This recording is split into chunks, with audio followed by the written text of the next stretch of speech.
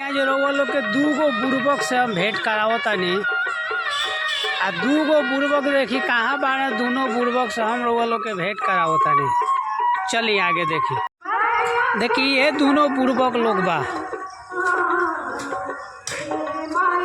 ऐसन बुड़बक लोग के खोजला से फिर ना कहीं भेंट आए वाला बा।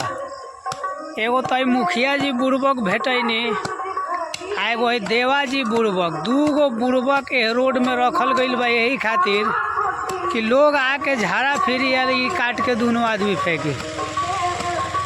काजी मुखिया जी ऐसे रुआ का फायदा बा कि रुआ एकरा के साफ करता नहीं?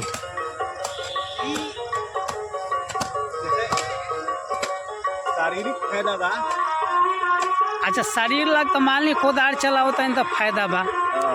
हाई रोडवा कहला ई कहला साफ करता नहीं? साफ ऐसे होता है कि कहे का मतलब अभी तक फिर लोक आस्था के पर्व बा जी। छठ तो इनमें साफ सुथरा बहुत महत्व रखेला जी।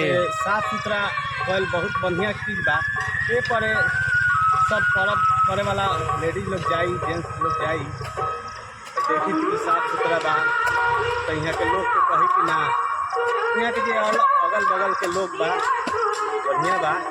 अच्छा सुथरा रखेला।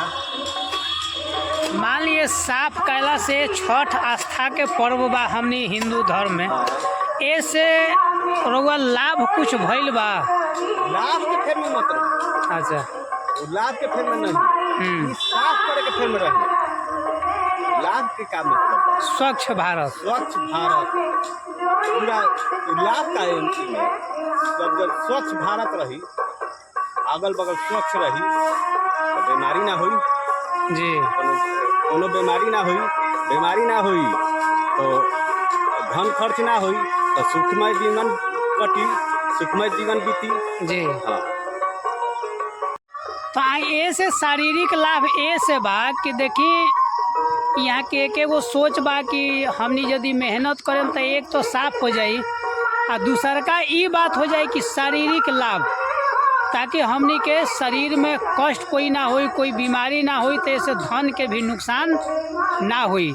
ऐसे मुखिया जी के इस संकल्प बा कि जब तक शरीर में प्राण रही तब तक सफाई से हम बाज आवे वाला नहीं खी, ताकि हमनी के पंचायत के मुखिया हो तो इतना बड़ा दृढ़ संकल्प वाला ही होके। और हमारे साथ में देवा भाई बानी, देवा भाई रोवा कुछ कहे ताकि देखिए यहाँ के भी झाड़ू लेके एकदम तैयार बानी। आई रोड रोवा लोग हम देखा देखी वहाँ से साफ करते यहाँ तक पहुँचल बानी लोग।